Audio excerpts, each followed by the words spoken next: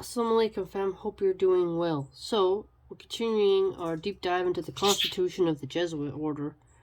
And one thing that's interesting that I noticed was the members need to see Christ as present in the superior. And they are to obey the superior in all matters pertaining to the society's institute. So, you see this pattern of humility and obedience, which is interesting. They really mention obedience quite a lot. They had this other point of talking about the contagion of avarice and how evangelical poverty, essentially the life of it it's more pure, it's less defiled and more gratifying. So they're really encouraged to take that vow of poverty, right? They have this point of telling their members that Jesus will provide sustenance for those solely seeking the kingdom of God.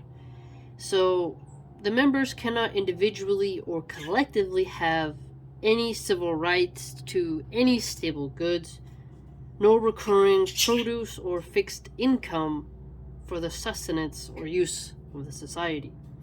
And so essentially they need to be content with only the use of necessary things. What's cool though is that they can set up colleges with fixed revenues and annuities, and that money is supposed to be used to the maintenance of the students. And there is another caveat: the members of this order can receive money and sell things given to them that they can use that money to then buy what's necessary. The key word here being necessary, right? So bare bones stuff.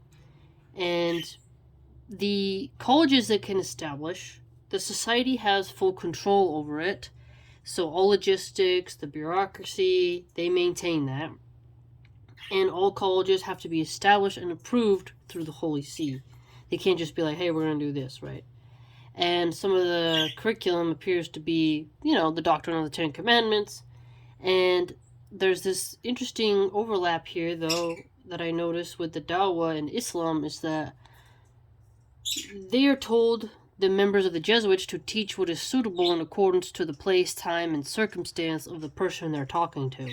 Now, I've heard this in my religion of Islam, that you can tailor the Dawah to the situation. I've heard my favorite sheikhs on Scholarly Subtitles channel, Juhaimi, I've heard it pronounced several ways, said that was a good thing to do. So here, interesting that the 15th century Jesuits also had that as well.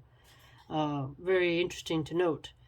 There's a cool point here of how he talks about that the superiors, the people who are members, they need to be diligent in their attention to create the edifice of faith so that the foundation of their fellow men's faith can rise. Very cool language there. So the edifice of faith and building the foundations. And that if they decline in that, it will be harder for the people to grow in their religion. So they have to have this essence of education, but they also have to have the constant practice of humility. Very interesting notes here. I thought the point about contagion of avarice was very potent. And essentially, they really do put an emphasis on evangelical poverty. And they really see poverty as something that's going to help you be less defiled. It'll be more gratifying for you, and that you need to trust in Jesus to provide all the sustenance you need, especially if you're solely seeking the kingdom of God. Now, the difference that I noticed here is in Islam, we say, all sustenance comes from Allah Azza wa Jal. Here they say Jesus. So that's a different caveat, because they go to Jesus, we go to Allah Azza wa Jal. So that's an interesting distinction here. And obviously they have at the contagion of avarice, we have fitnas, trials, tribulations that we have. So the language is similar yet distinct and different. So that's interesting. Now let's just dig in deeper to this point of seeing Christ in the superiors, to see Christ as present. So to treat your superior how you would treat Christ is essentially what they're getting at here. to just obey them and to not complain about not getting something or to try to not get something, right?